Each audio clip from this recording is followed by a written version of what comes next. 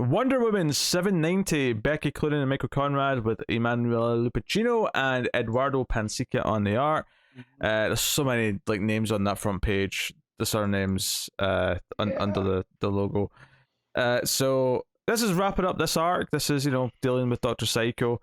Last issue ended with Etta being kidnapped by Dr. Poison, and that is like resolved very quickly in this issue. Too quickly for my liking, and I always hate the yes, but that was part of my plan. Yeah, that was my big problem. It wasn't just that it was too quick. It was that Etta said, "No, I lured you into kidnapping me, and I was prepared for it." I'm like, what? Since when is Etta Batman? All right.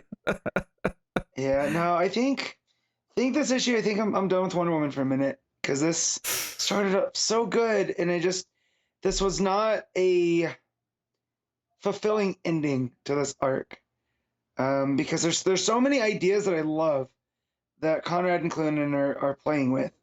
It's just not like forming, and the ending's very interesting, but yeah, man, just the stuff with Dr. Calculus or Professor Calculus and Dr. Poison, and just man, everything just feels a little bit off. That said, everything with the dupe of Wonder Woman, and that really, I think, is the highlight of this issue for me. It was all that with the Dr. Psycho and Wonder Woman and her, and that whole interaction, I thought was really strong, and I wish more of the series was like that, but it hasn't been. It starts off the issue with Calculus, who's kind of our captor, as it were, and she gets out of her binds, and like I said, like, oh, I planned for you to capture me. Diana shows up, and Diana's like going to go after Psycho, whilst Etta is going to go and help Steve and Siegfried. So so she goes there, and she basically breaks out Siegfried. He's able to take out Dr. Poison. So again, that's also wrapped up very quickly in the very next scene after the first scene. And then Wonder Woman goes to Dr. Psycho. Sorry. Dr. Psycho. Yeah. I questioned myself there for some reason. So many doctors and professors. There's Poison, Calculus, Psycho. There's too many. The idea that these evil establishment figures are what's in Diana's way, I think is a great idea. It's just not executed unclumsily, if you will. Yeah. So. Yeah, Wonder Woman comes in. She's going to obviously take out Psycho. He pours, milk in her face, or milk extra, I should say, and is upset that his punch was ineffective and actually hurt his hand. But ultimately, he tries to make a run for it. They end up fighting on the roof. He tries to get away, but it's actually the dupe Wonder Woman who jumps out the window to grab him, thinking she's protecting him, but which she is, but then like it becomes this thing where she's holding the magic crystal that he's been using, and he's trying to like take control of Wonder Woman telepathically, and it's failing, but Wonder Woman instead talks to the dupe and convinces her of the right thing to do, that she shouldn't be held captive, and the dupe drops the crystal ball and smashes it. And then when Psycho tries to telepathically blast Wonder Woman, the dupe jumps in to take the hit, and she shatters.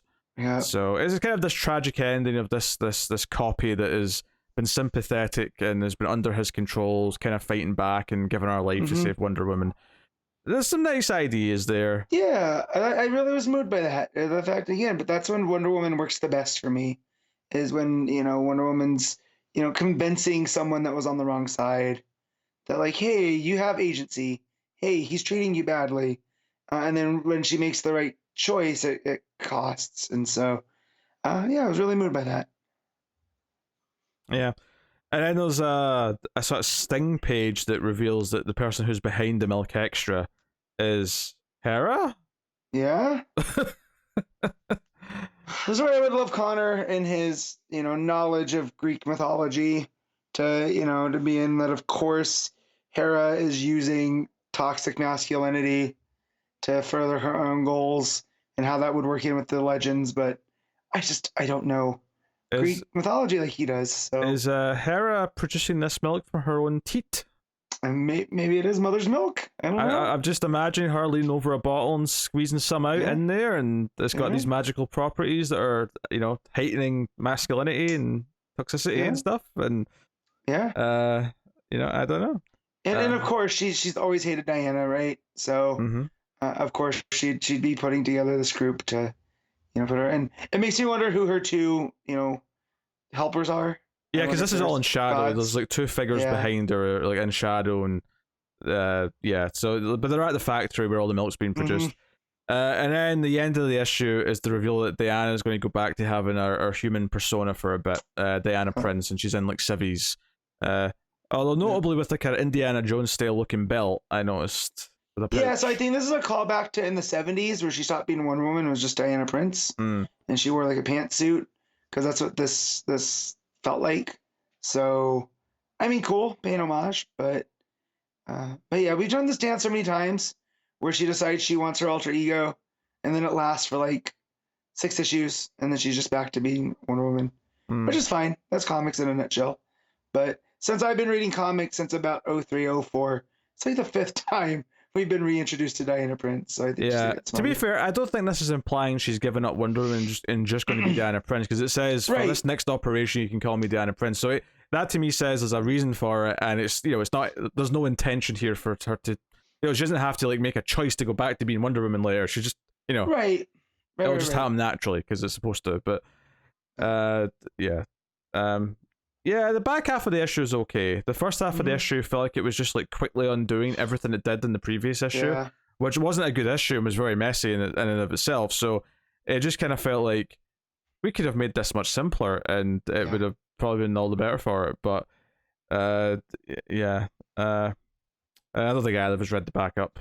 No, I haven't been reading it. So I will say the art, Lupacino and Pinsinka, their art styles complement each other. Although Lupacino's is a little bit softer edges on things, so that's how you could tell. But yeah, it wasn't distracting at all. And Lupacino's one of my favorite artists for Wonder Woman. Well, one of my favorite artists in general. But her work on Wonder Woman's always been strong. And here it's been decent. But yeah, that's just the comment there. I really like the art on the dupe. Those cracks always, gave her a creepy edge, right? So, we came together. Yeah, no, art's, a little inconsistent because obviously it's two artists, but it's pretty strong and standard throughout, so I can't complain too much. It's kind of a mixed bag of an issue because I really was kind of rolling my eyes a little bit during the first half, and then the back half had a decent enough conclusion to what's been going on, but it did feel like it never like climbed to feeling bigger than it felt like it was going to become. Like early on when it was teasing all this Dr. Psycho stuff, it felt like it was going to escalate, and I don't think it ever really did. Maybe that's because the person behind the milk has now been revealed, and we're going to still do a plot with that after. But so maybe a little underwhelming is, I guess what I'm trying to say. All right, what are you giving Wonder Woman 790? I'm gonna 6.5. Yeah, I'll just go with a straight 6. I think. There you go. No mince words about it.